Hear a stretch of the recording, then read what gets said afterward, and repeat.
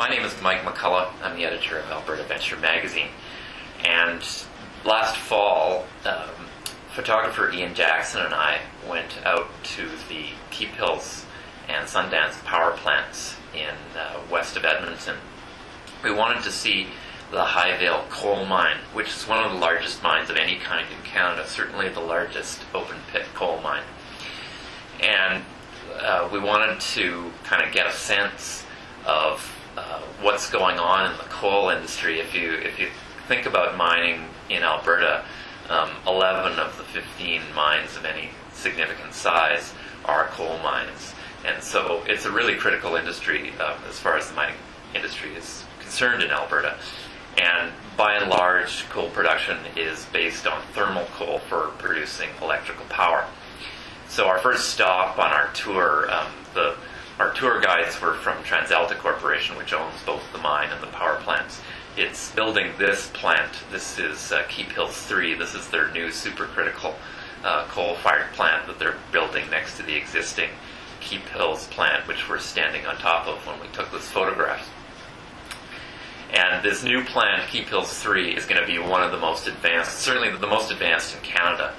Supercritical means you grind the coal up to a fine powder, sort of like flour, and you blow it into the kiln so that it produces a much higher temperature, and as a result you get fewer emissions and higher output. So it's part of TransAlta's plan to lower its overall emissions and get higher, more efficient power. When we went into the mine site, this is one of the first things we saw. This is a big Bucyrus power shovel. And this is how they remove the overburden, the topsoil, from on top of the coal seams. You'll notice that there's a red cord running out of the bottom of this shovel. And if you can think, the dump truck there is the same size of truck that they use in the oil sands. It's a 400-ton truck. And the power shovel is even bigger. It's just a massive thing. And it runs on electricity. It doesn't run on diesel. So it's weirdly silent when it's digging this stuff up.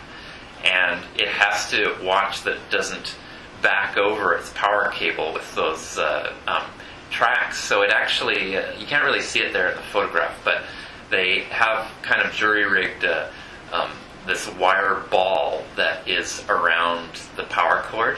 And the big shovel in between, when the driver decides that he has to move and attack the slope in a different way, he literally comes down with the power shovel, the teeth there, and picks up this wire ball, which in turn picks up the power cord so that it can back up and not cut off its own power supply. It's really quite ingenious. And it's one way that TransAlta can use its own power and lower its emissions while operating this mine. Here's another one of the really big machines that they use to lift the overburden off the coal seams. This is a drag line. And to get an idea of how big this thing is, you can see the little front end loader next to it. All the machines are just supersized on this site, and that's part of how they improve productivity. You can kind of see where the coal is down in the line. This machine is basically responsible for taking about 30 meters worth of regular soil off the top. When you're driving around the mine site, it's unbelievable how large it is. It's literally 25 kilometers from one end to the other.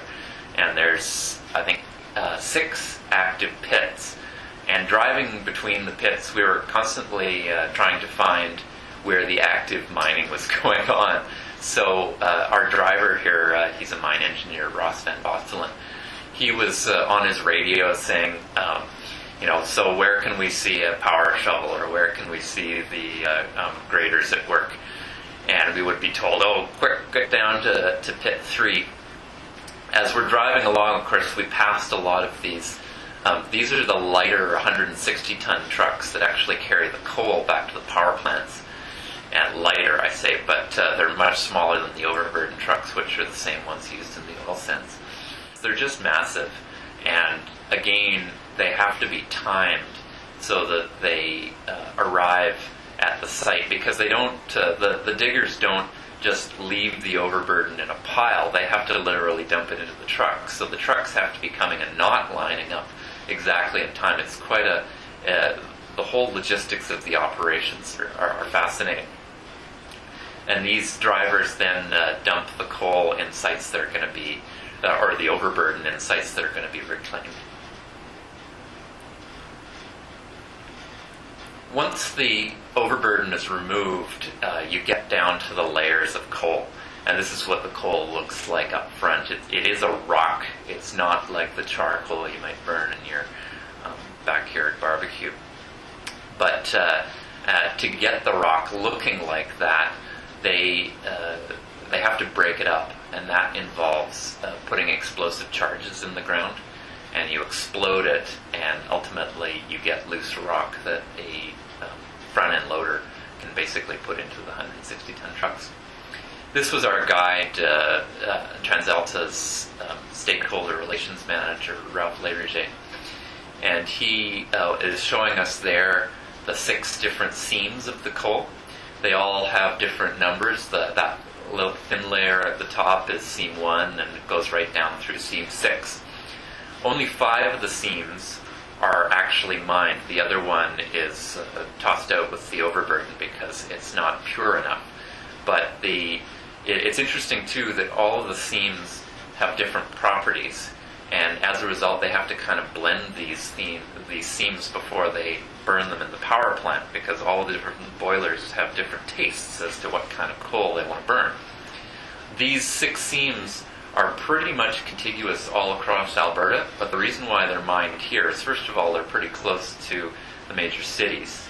In this case, Edmonton. It's only 70 kilometers away from Edmonton. It's also very near the surface here. It's thick and it's pure, so that's why the mine is placed here. This is what happens after they've thrown explosive charges into the actual coal seam. It gets broken up into these loose rocks. And these loaders, then, they're bigger than your basic urban loader, but not as big as some of the big shovels that take off the overburden. And they then load it into the 160-ton trucks, which take the coal back to a kind of sorting area before you get to the power plant. Once all of the mining is done and you're down to the bottom seam, the overburden is placed over the site, and they get about the prospect of reclaiming the land, and this might take 15 or 20 years. But this is an example of some of the reclaimed land at the Highvale mine. Those smokestacks in the background are the Sundance plant, which is the largest power plant in Alberta and where a lot of the coal ends up. But as you can see, the land can be returned to productive use. There's over 1,000 hectares that has been returned to agricultural or natural uses at the Highvale site. Here's an example of a natural site that's been reclaimed at Highvale. Locally they call it the Rose Bowl, but it has been quite effectively colonized by, as you can see, waterfowl and raptors. And there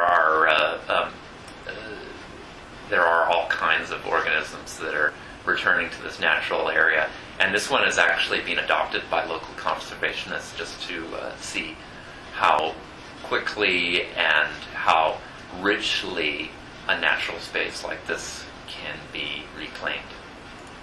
In total, it took us about 3 hours to go over this site. Some of our guides had to go off and get to meetings, but it was really fascinating in the end. We wanted to come out of this with a kind of National Geographic style spread that was heavily into the photographs, but also gave some sort of background that would leave our readers feeling smarter about the coal industry in Alberta, and I think we achieved that.